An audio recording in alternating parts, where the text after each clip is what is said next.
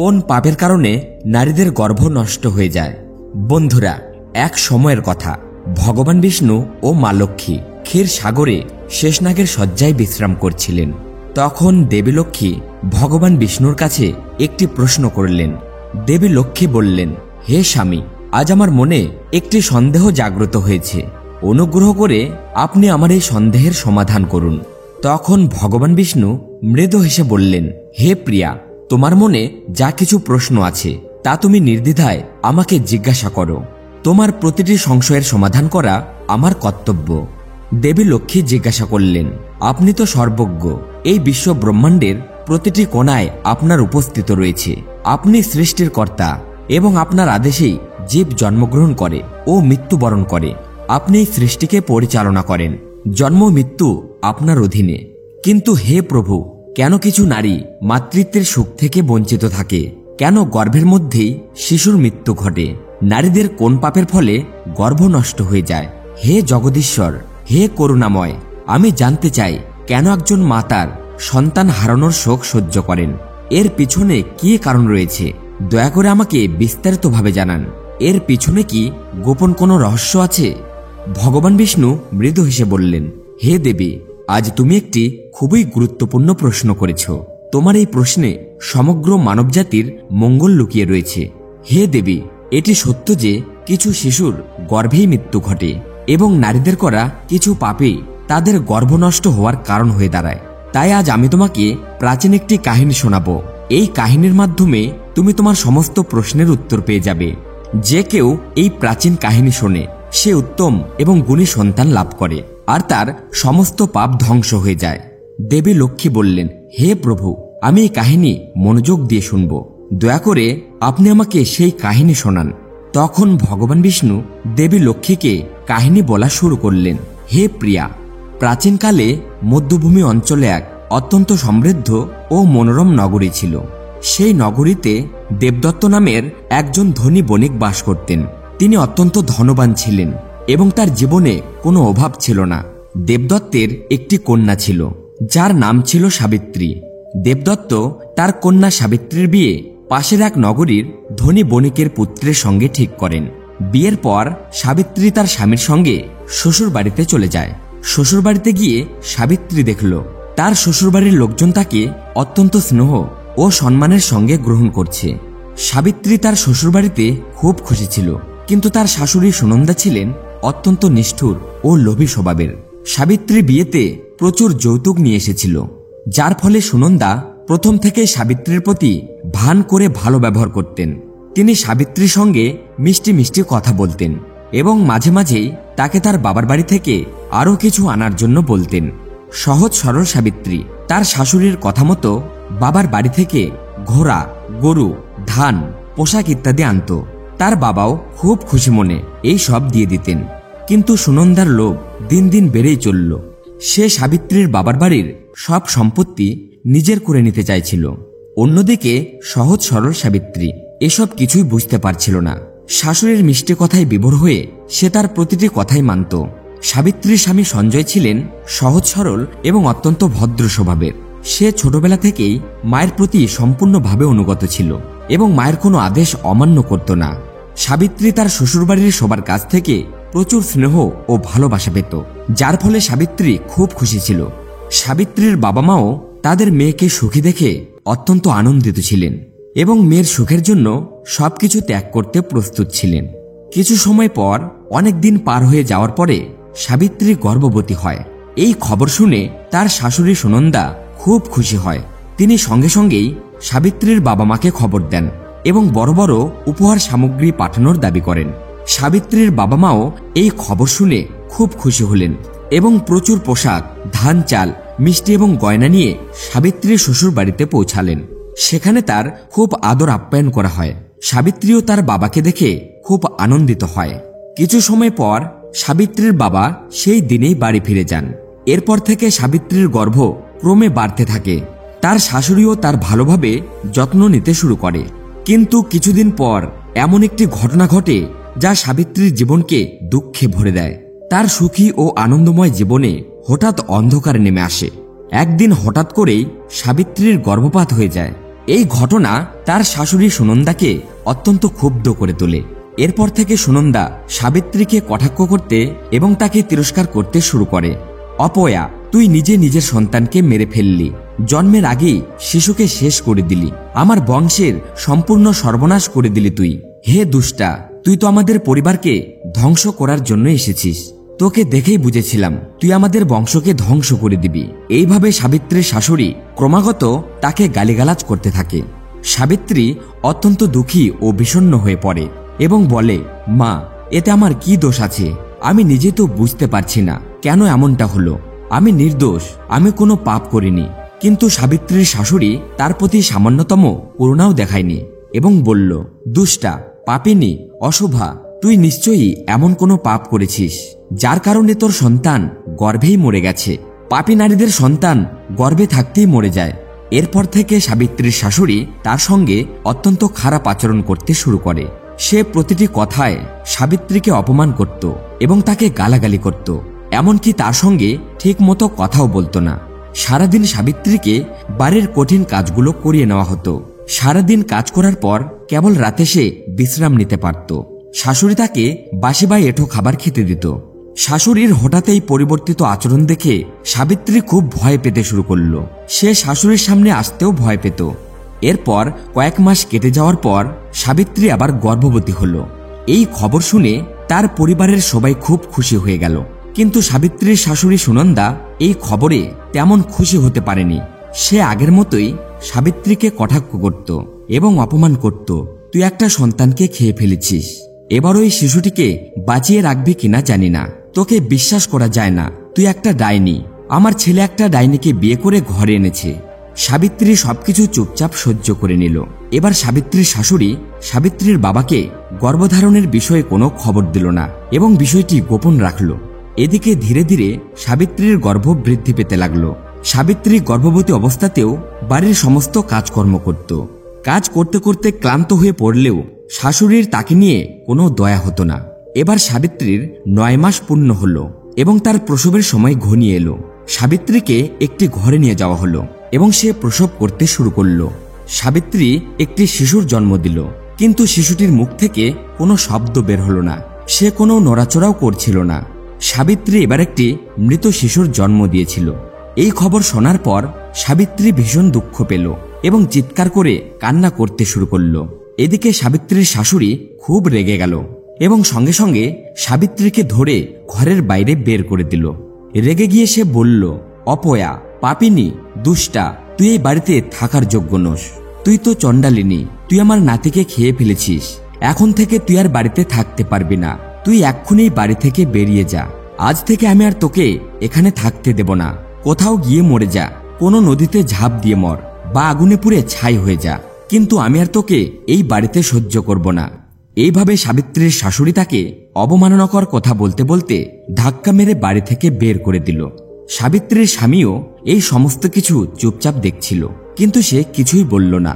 সাবিত্রী সেই অবস্থায় বাড়ি ছেড়ে বেরিয়ে গেল। হাঁটতে হাঁটতে সাবিত্রী একটি ঘন ও ভয়ানক জঙ্গলে পৌঁছালো। সেই জঙ্গল অত্যন্ত গভীর ও ভীতিকর ছিল। সেখানে কোনো মানুষ দেখা যাচ্ছিল না। এরপর সাবিত্রী সেই জঙ্গলে বিশাল একটি সুন্দর গাছ দেখতে পেল। গাছটির কাছে খুবই সুন্দর একটি আশ্রম ছিল। সাবিত্রী দ্রুত সেই আশ্রমের কাছে চলে গেল এবং আশ্রমের চারপাশে দেখতে শুরু করল, কিন্তু সেই আশ্রমে কেউ ছিল না। সাবিত্রী সেখানে বসে বিশ্রাম নিতে শুরু করল। সে এতটাই ভীত ও দুঃখিত ছিল যে নিজের বাবার বাড়িতেও ফিরতে চাইছিল না। তার মনে হচ্ছিল যদি সে সেখানে ফিরে যায় তবে তার কারণে বাবার মান সম্মান সমাজে নষ্ট হয়ে যাবে। এই চিন্তা করে সাবিত্রী সিদ্ধান্ত নিল সেই জঙ্গলে থাকবে। সে ওই আশ্রমেই বাস করতে শুরু করল এবং ভগবান বিষ্ণুর উপাসনা করতে লাগলো এবং তার ভক্তিতে ডুবে গেল। বহুদিন ধরে সাবিত্রী সেই আশ্রমে ভগবান বিষ্ণুর তপস্যা করল। কয়েকদিন পরে একদিন সেই আশ্রমে এক সাধু একটি গরু নিয়ে উপস্থিত হলেন। সেই সাধু মহাশয় অত্যন্ত অদ্ভুত ছিলেন। তার মুখমণ্ডলে এক ধরনের তেজ ছিল, এমন মনে হচ্ছিল যেন তিনি শতবর্ষ ধরে তপস্যা করেছেন। সাবিত্রী যখন সেই সাধুকে দেখল তখন সে খুব খুশি হয়ে সাধুকে স্বাগত জানিয়ে বলল, আসুন সাধু মহারাজ, আপনাকে স্বাগত জানাই। আপনি যে কোনো পুণ্যবান ব্যক্তি তা দেখেই মনে হচ্ছে। সাবিত্রীর কথাগুলো শুনে সাধু মহারাজ বললেন, হে কন্যা, তুমি কে এবং কেন একাই বনে বাস করছো? যদি কোনো গোপনীয় ব্যাপার না থাকে তবে আমাকে সোজাসুজি বলো। তুমি একা কেন এখানে থাকো? তোমার স্বামী কোথায় এবং তোমার দুঃখের কারণ কি? তখন সাবিত্রী বলল, হে সাধু মহারাজ, আমি খুব দুঃখিত। আমার শাশুড়ি মা আমাকে বাড়ি থেকে বের করে দিয়েছেন, তাই আমি এই বনে বাস করছি। সাধু বললেন, হে কন্যা, তোমার শাশুড়ি কেন এমন করেছেন? কি কারণে তোমাকে বাড়ি থেকে বের করে দিয়েছেন? তখন সাবিত্রী বলল, হে সাধু মহাত্মা, আমার প্রথম সন্তান গর্ভেই নষ্ট হয়ে গিয়েছিল এবং আমি যখন দ্বিতীয় সন্তান জন্ম দিই তখন সেটি মৃত অবস্থায় ছিল। এই কারণে রাগান্বিত হয়ে আমার শাশুড়ি মা আমাকে বাড়ি থেকে বের করে দিয়েছেন, তাই আমি এখানেই বাস করছি। বাবা যেন অপমানিত না হন, তাই আমি তাদের কাছেও যেতে পারছি না। দয়া করে আপনি আমার দুঃখ দূর করুন। আমি কোথায় যাব? এখন আমি কি করব? এইভাবে সাবিত্রী যখন তার দুঃখের কথা বলল তখন সাধু মহাত্মা তাকে বললেন, হে কন্যা, সত্যি এটি বড় দুঃখের কথা, কিন্তু তুমি চিন্তা করো না, আমি তোমাকে কিছু উপায় বলবো। তুমি সেই উপায় অনুসরণ করো, যার মাধ্যমে তুমি সৎ সন্তান লাভ করবে। তুমি এই গাভীটিকে নিজের কাছে রেখে এর সেবা করো। এর সেবা করতে করতে তুমি সৎ সন্তান লাভ করবে। এখন আমি তোমাকে গর্ভধারণ করার জন্য কিছু নিয়ম বলবো, তুমি এগুলো মন দিয়ে শোনো। হে কন্যা, কোনো নারীর মাসিক ধারা চলাকালীন অবস্থায় তার স্বামীর সঙ্গে সম্পর্ক স্থাপন করা উচিত নয় এবং স্বামীকে স্পর্শও করা উচিত নয়, কারণ এতে গর্ভে সন্তানের মৃত্যু হতে পারে। গর্ভধারণকারী নারীকে সবসময় ঈশ্বরের পূজায় লেগে থাকতে হবে এবং তার মুখে সবসময় আনন্দ থাকা উচিত। গর্ভধারণকারী নারীকে কখনো দুঃখী বা নিরাশ থাকা উচিত নয়। গর্ভবতী নারী কখনো অন্যের ঘরের পূজা করতে যাবেন না। তাকে খারাপ চরিত্রের নারীর সংস্পর্শে আসাও উচিত নয়। তাদের সাথে কথা বলা উচিত নয়। গর্ভধারণকারী নারী কখনো এমন কোনো জিনিস দেখবেন না যা দেখে তার মনে ঘৃণা জন্মায়, এবং ভয়ানক বা ভীতিকর গল্প শোনা উচিত নয়। গর্ভবতী নারী কখনো অত্যাধিক দুঃখের মধ্যে থাকতে পারবেন না। বাসি খাবার খাওয়া যাবে না। যতক্ষণ না পর্যন্ত আগের খাবার ভালোভাবে পচে না যায় ততক্ষণ খাবার খাওয়া উচিত নয়। যে নারী নিয়মিতভাবে এইসব নিয়মগুলি মানে সে উত্তম সন্তান লাভ করে, এবং যে নারী এইসব নিয়ম অনুসরণ করে না তার গর্ভ পড়ে যায় অথবা তার সন্তান হবে না। হে কন্যা, এখন আমি তোমাকে সন্তান লাভের উপায় বলছি, এটি তুমি মন দিয়ে শোনো। মাসিকের সময় 4 দিন পর্যন্ত নারীকে স্বামীর সঙ্গে সম্পর্ক স্থাপন করা উচিত নয়।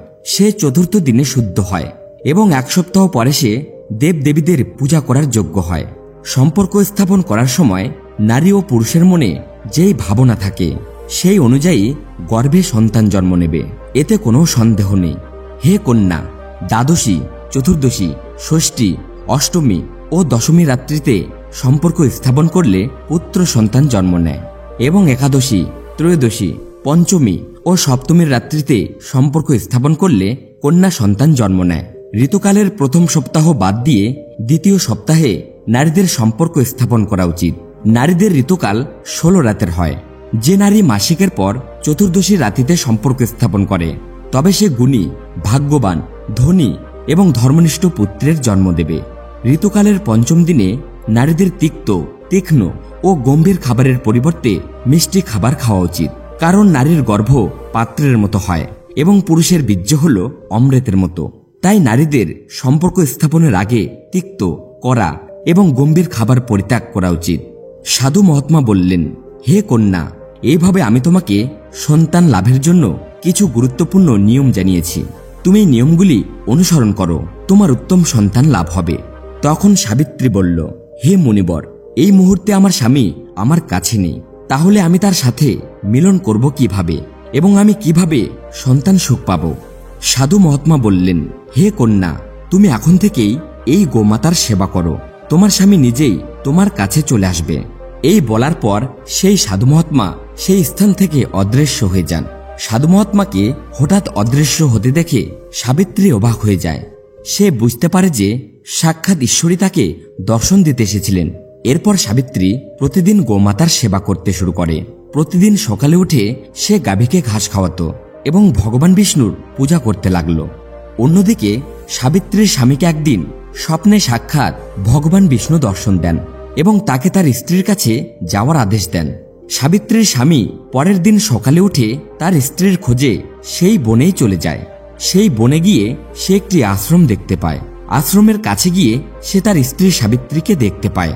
সে তার স্ত্রীকে দেখে অবাক হয়ে যায় এবং খুবই খুশি হয়। এরপর সে তার স্ত্রীর সঙ্গে সেই বনেই বাস করতে শুরু করে। কিছুদিন পর সাবিত্রীর ঋতুকাল শুরু হয় এবং সে সেই সাধু মহাত্মার নির্দেশিত নিয়মগুলি অনুসরণ করে তার স্বামীর সঙ্গে সম্পর্ক স্থাপন করে। তার স্বামীর সঙ্গে মিলন হওয়ায় সাবিত্রী আবার গর্ভধারণ করে এবং 9 মাস পর এক অত্যন্ত সুন্দর পুত্র সন্তানের জন্ম দেয়। এরপর সাবিত্রী এবং তার স্বামী খুব খুশি হয়। সন্তান জন্মের পর সেই গোমাতাও অদৃশ্য হয়ে যায়। এই অলৌকিক ঘটনা দেখে সাবিত্রী এবং তার স্বামী দুজনেই খুব অবাক হয়ে যায়। এরপর তারা তিনজনই বাড়ি ফিরে যায়। অন্যদিকে সাবিত্রীর শাশুড়ি সাবিত্রীর কোলে তার পুত্রকে দেখে খুব খুশি হয়ে তাকে জিজ্ঞাসা করেন, হে বউ, তুমি এটা কিভাবে করেছো? কোন কারণে তোমার পুত্র লাভ হয়েছে? তখন সাবিত্রী তার শাশুড়িকে সব সত্য কথা খুলে বলে। তবে শাশুড়ি এতে বিশ্বাস করতে পারেননি এবং তিনি জানতে চান সেই স্থান কোথায়। সাবিত্রী তার শাশুড়িকে সেই স্থান সম্পর্কে জানিয়ে দেয়।